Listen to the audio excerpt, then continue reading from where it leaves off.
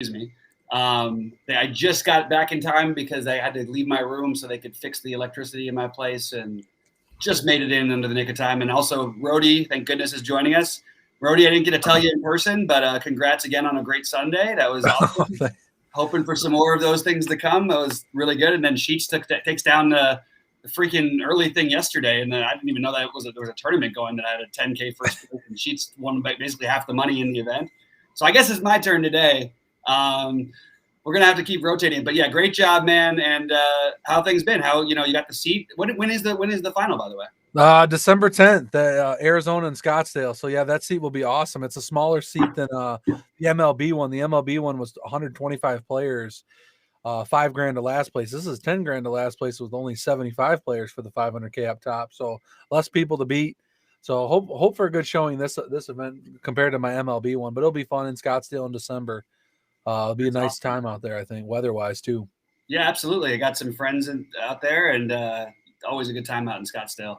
Maybe I'll try and get a qualifier and see if I can join you. But no, I don't focus on qualifiers quite as much, so it's less likely. But you never know. Well, maybe I'll try for some more. I might have an extra spot you can at least go. There you go. I might even I could always head out anyway for a fun weekend because my friends are out there. So it's always a good time. Yeah. Good to say what's up to the guys in chat. Adam, nice job yesterday. Beautiful. Banks, what's up, man? Good to see you. Yeah, so I guess we can talk about this slate here. It's a little tough to get too different for me, so I'm forcing in some things that I maybe didn't initially think I was going to do. I was obviously very high on Philly, and the early projections for them were just way off. They've come way up in ownership, but I think you can get, I think the name of the game for me today is to try to get the lower owned parts of the stacks rather than trying to completely rebuild and find a stack that I'm not really crazy about. I think Philly, like for example, you can play a guy like Didi because Seager's going to be so popular. So Didi's not going to be overly owned at 3K. I think that's an interesting way to go. The Dodgers, I think you can get low ownership on. I actually think that Will Smith won't be crazy high owned, but Will Smith what I'm doing is playing Will Smith and Real Muto in the same lineups. That way, because Real Muto is multi-position eligible with the first base, and just gets them a little bit differentiated. Muncy might be a little bit lower owned than people think because it's hard to spend up for everybody. Bellinger and Lux I have as the lowest owned Dodgers, and I'm fine with that, along with Justin Turner. So I'm just including like two of these guys in basically all my builds where I'm stacking the Dodgers. You kind of, I mean, what do you think about this slate, and how would you sort of stack it? And do you sort of agree with my approach that instead of trying to find a low percentage stack that I can got everybody low owned, trying to get off the chalk in the stacks that I really want? Yeah, I definitely like that idea. Dodgers, Braves, they grade out as the top two for on DK and on FanDuel for top stacks on our stacks page, guys. So yeah, I feel like that's a good approach, my guy.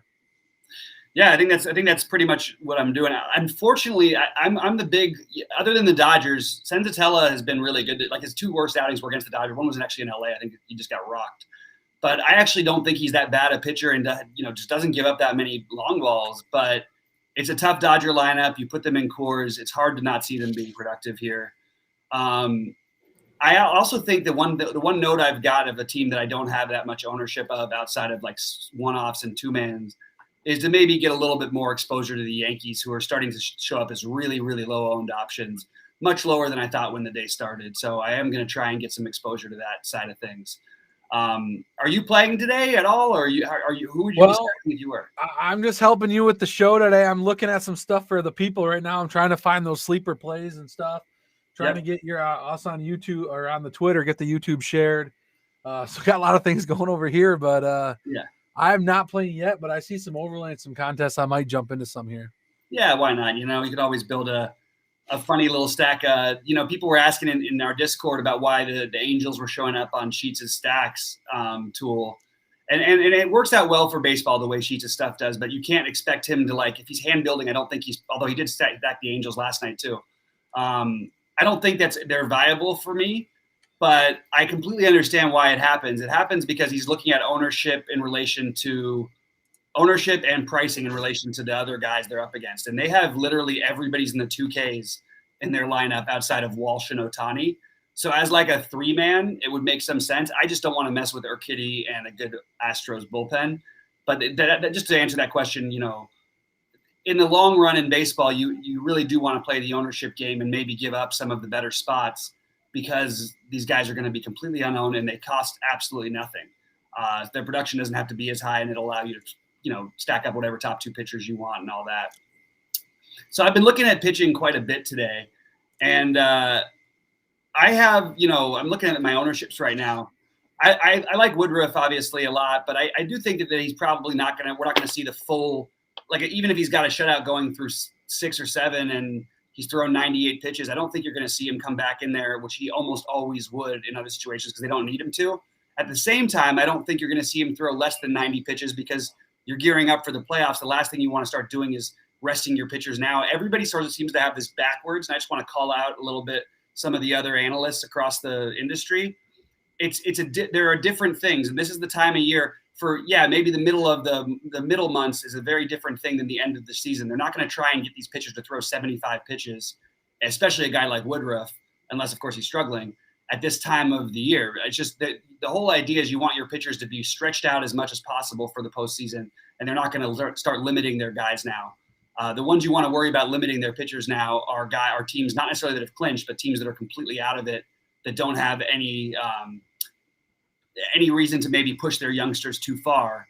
At the same time, we take a guy like Griffin Jacks tonight, and I think that they have been consistently showing their willingness to let him get, as long as he's pitching 90 to 100 pitches. The problem is he rarely does.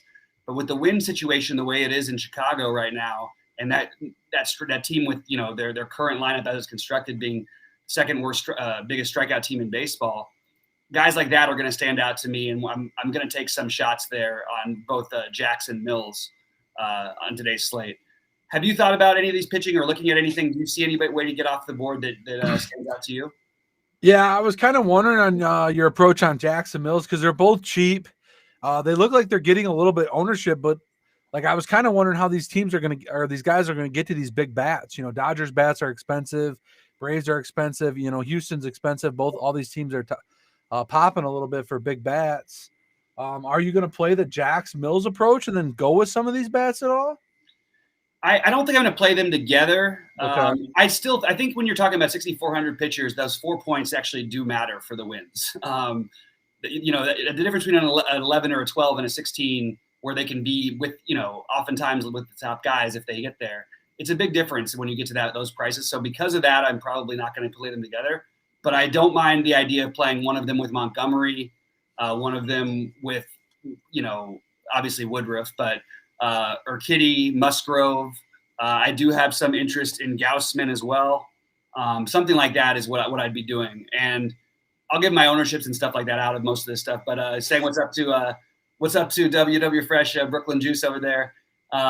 He's got a new job and he's back in the gym, so we haven't seen him. I was wondering where you were, man. I'm so happy to hear it's a new job and you're back in the gym and you're not something terrible didn't happen to you. I was like wondering where this guy's been. But WW Fresh, good to see you as always, man. Banks has a question here that I have a pretty strong take on, that when these don't work, you always feel like a jerk because you might have talked somebody off of something that works. But no, I'm totally fine with the bottom of the Houston order. First of all, I don't think we have a lineup for Houston. Oh, there it just came out. I'm not fine with it as a 3-man stack that includes Maldonado. I would be fine with it if it was a 4-man stack that includes Maldonado. So on FanDuel, basically what he's asking, you got Maldonado for cheap, but that's not a viable option. He's not like a guy you're betting just because he had a grand slam last night doesn't mean he's a guy you're trying to get in, especially on FanDuel. So if I'm going to use a minimum cost catcher without much power, I'm going to be doing it in 4-man stacks only. What do you think about that general strategy, Rody? Yeah, I like to grab the cheap guy in the stack when you're using the full stack. So yeah, but a 3-man, and then it changes things. Then he's 30% of your stack with no real power, and you're probably losing out to other teams that not many people are going to play him. Don't get me wrong, but anybody else who does play him, if he does go off because of the lack of power in general, it's probably going to have to be the guys around him who are helping him get there if he doesn't hit a home run, basically. So you're basically just playing a one-off of Maldonado if you're doing that, in my opinion. Yeah, but I think he said FanDuel too. Usually, I won't even target those kind of players on FanDuel as much. See, I'll do it if they have pop and they're going to be a part of a full stack, but I won't do it. Yeah, like Toronto guy Kirk, we did a little bit this year, and we had some, Yeah. other pop or some of the other centers did. Yeah. I love Maladano in my 5-man stacks on DK a lot this year for sure for Houston. But I'd take like Alvarez, Chucker, and Altuve for a 3-man over there. So get some pop or change it up. Correa's not bad for.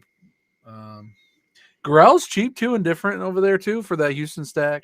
I always talk about him. Siri also cheap. Siri just hits a home run every day. Yeah, I have. You said the lineup came out. I must. It just popped in. Siri's batting 7. Okay. I had him already projected, and I have no idea why they just started him against a righty. They don't have as much to play for. Here's a guy who's got really, really good numbers in the minors and has been great since he brought him up. Of course, they're going to start him against a lefty, which of course they did. Okay.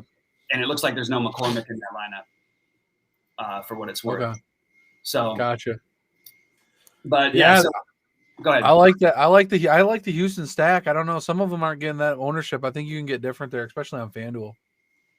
Yeah, I agree. I think they're going to have a little bit of ownership. I think they're going to be, I would have them probably somewhere between 3rd and 4th. They're going to be right probably on DraftKings, maybe a little bit ahead of they'll probably be a tiny bit behind Philly and probably be behind the Dodgers. And I guess it would kind of be them and Atlanta pretty close for 3rd place on that side of things.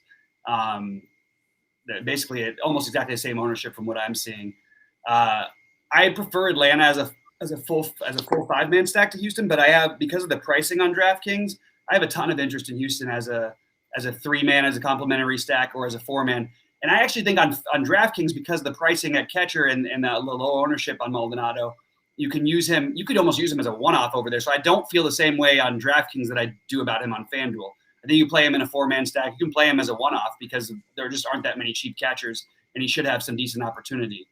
And again, he did just hit a home run last night. It's not like he has no power at all. He's hit 11 home runs this year. But he's a 170 hitter who we shouldn't expecting him to go off or anything like that. But he makes for a nice little 4-man stack if you use Bregman, who's too cheap, Siri, and then maybe you could include Alvarez or Altuve or however you want to do it. I am going to double check that Houston stack because I don't still have it up on my phone. So I'm going to do that real quick. Guys, drop in the questions because I'm going to get out of here at 6:30 Eastern because I still have to build some times. I had a lot of Houston exposure, so I had a lot of McCormick and Siri paired just in case they played them both, but they didn't. So I'm going to have to figure that out. Yeah, I have Woodruff. I'm a little bit lower. I'm not getting to as much Manoah on FanDuel. I'm actually not getting as far away from Woodruff as I'd like. I think that I will have a Manoah lineup. I'm not going to have that many big lineups on FanDuel. I will have a Manoah. I will have a Gausman. I will have a Woodruff, and I probably will have a Jax as my weird 6,100 guy. You don't like Montgomery on FanDuel at all? It's fine. The guy rarely, when he pitches well, doesn't really go 6 innings, so it just sort of almost is like an easy fade at any kind of ownership. Yeah, he might today. If they have, he's projecting okay, only 18%.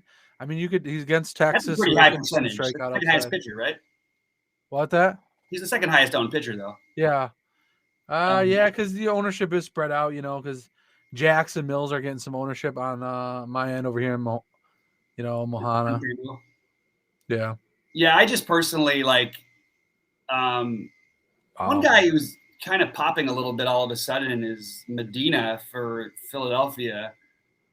I don't know if Medina and Blackburn are sort of like the guys you can pivot off of from the Mills. And I mean, on FanDuel, I don't think you're going to play him anyway, but it's on DraftKings. I'm looking at Medina here, and I just don't think he's going to pitch long enough. I don't see any way he really does, but it is kind of like interesting. He's 5K on DraftKings.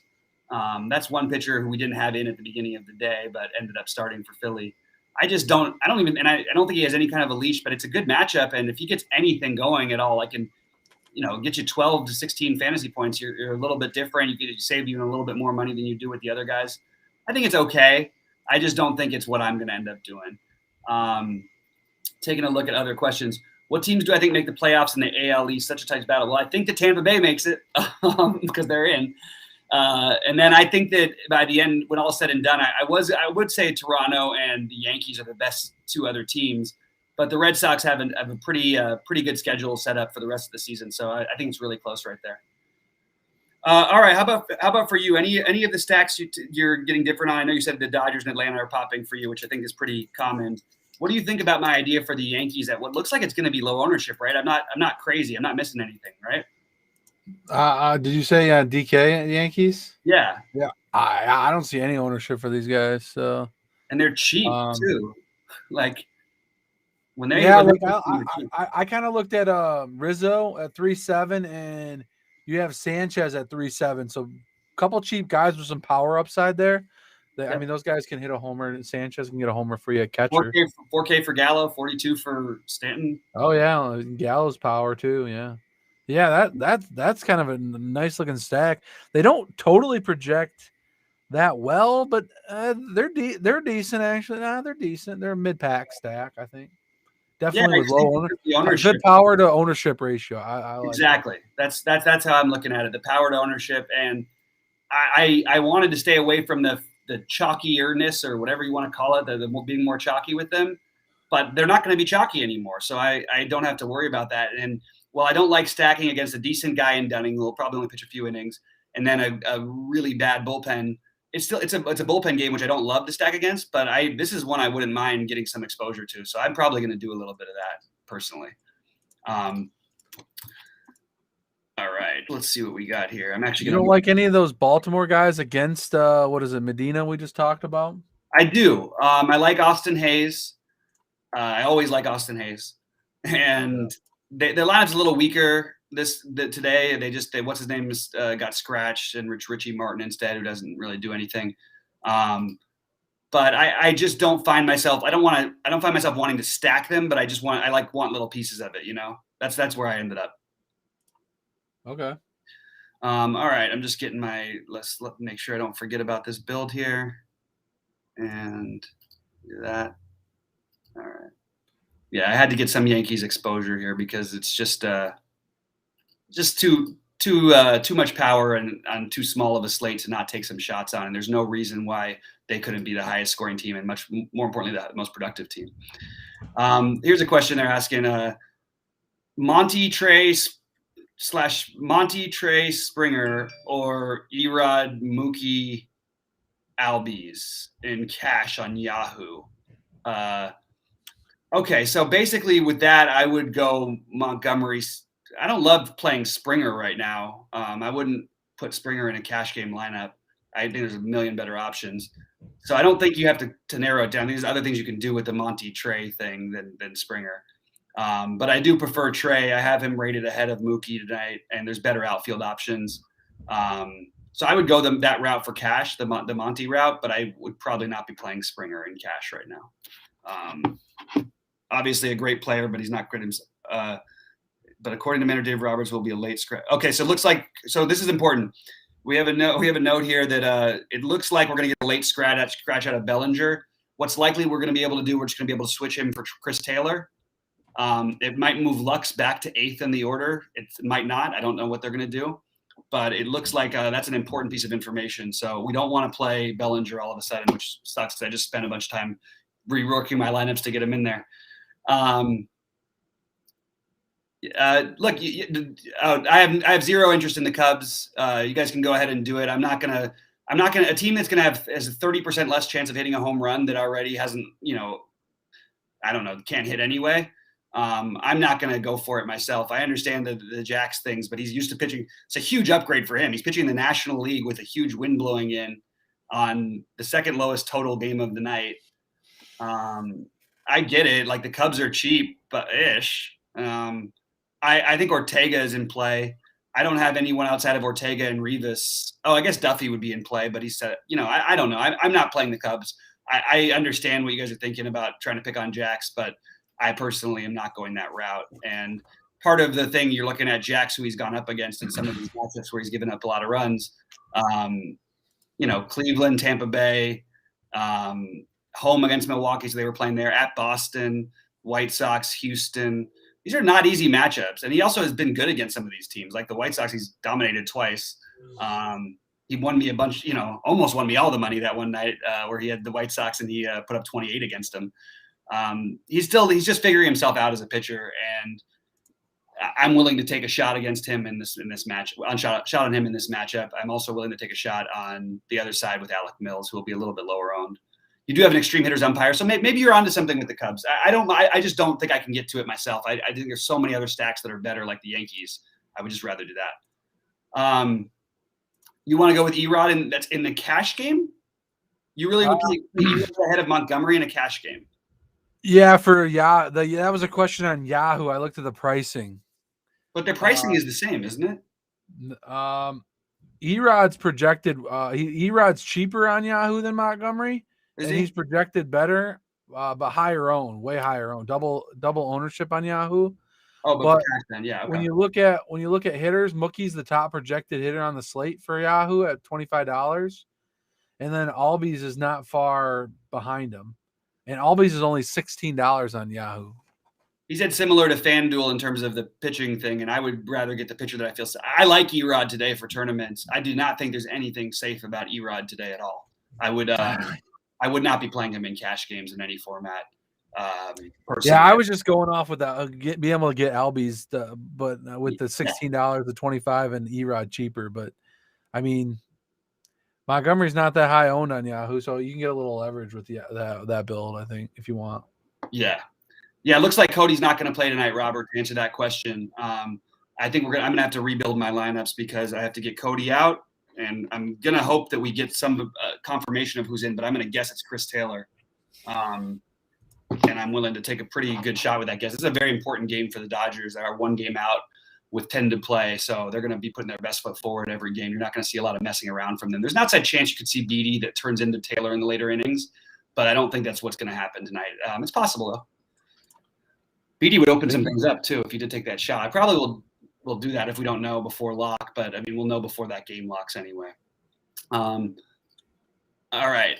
Rodian have a very different approach. He jumps straight into football, full blast, and I want to ride out the rest of the baseball season. I just noticed that with your tweet on about us. I still get I started playing heavy at the very end of the season. I feel like people are not as focused on it, and they tend to be a little bit more sloppy. And there's some advantages to take it. You can capitalize on, especially with late information like this news that we're hearing right now.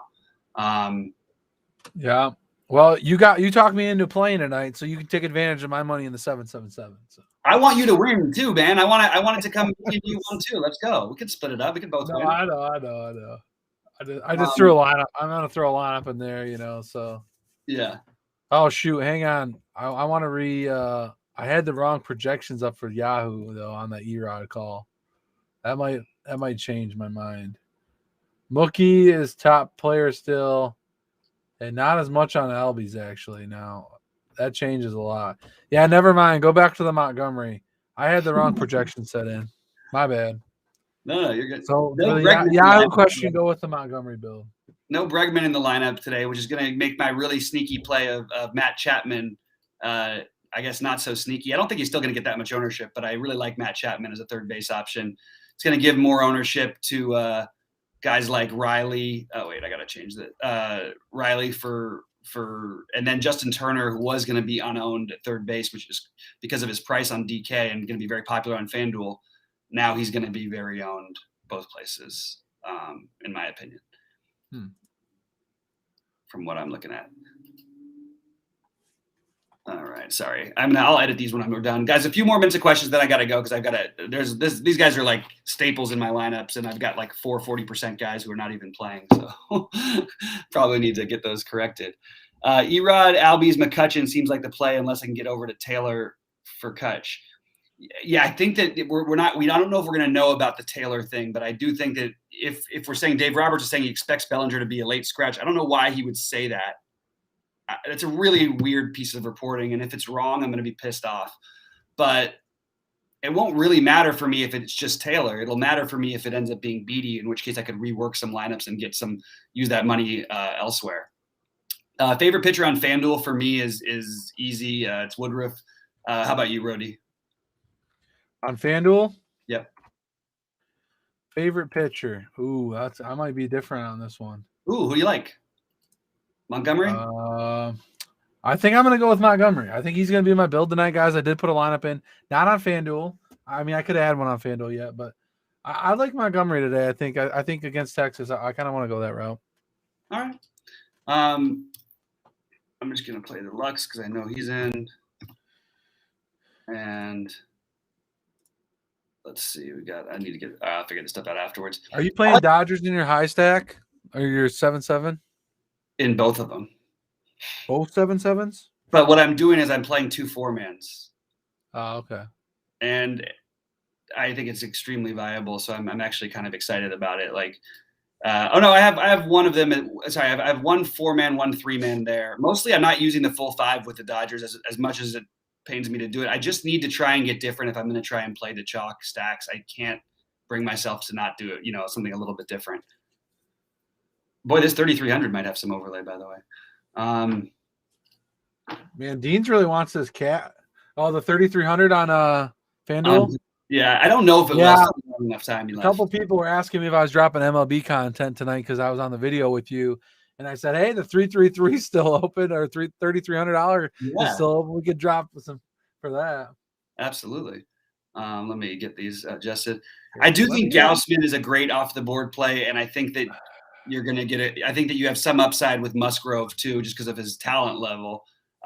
He doesn't match up particularly well. I mean, San Francisco's a tough team to try and take pitchers against, but Musgrove does have the talent for it, and I think that's another interesting route. And I do have some Gausman on FanDuel even. I also like Manoah, even though I think that it's a little fishy because I know he just rocked this team. This is a really good lineup, and I think that they're going to probably play a little better than they did the other day, and he's not going to put up 40 again. But yeah, I'm just not using Montgomery on FanDuel. I'm not playing as much on FanDuel. The tournaments weren't as enticing to me as the DraftKings ones tonight. But that's really the only reason. I do think that he's completely fine. It's just I don't like the pitchers who don't pitch 6 innings most of their starts, even when they pitch well. That's why I tried to avoid him there. Let's see, Bellinger. Let's do this. I really hope we get the Bellinger news before lock. So, guys, we're going to get out on here. If there's no more questions, let us know if you got anything because I have to run and I want to get these lineups built right before I play a bunch of guys who aren't in the lineup. Woodruff and Mont for your guy. Yeah, I think that's the right answer. I think Woodruff and Montgomery. So I'm playing just to give an example, in my 2 7-7-7s, I have Woodruff in one and I have Montgomery in one, and I've just got them in separate lineups. Not that I'm getting so different, but I would like to play, I don't want to play the absolute 2 chalk guys in my main build unless I'm getting off the board with my stacks, which obviously I'm not. So that's what I'm doing over there. All right. I think, Rody, anything else before we get out of here? No, let's get it, guys. I hope to see some good screenshots tonight. Let's get it. Let's get it. Hey, look, that's 2 days in a row. We have the True DFS members with a 5K score. Tonight, it's got to be one of you guys or me. So let's do it. And Rody, hopefully he gets it as well, even though he wasn't going to play. Good luck to everybody out there. Rody, thanks so much, man. We'll talk to you guys soon.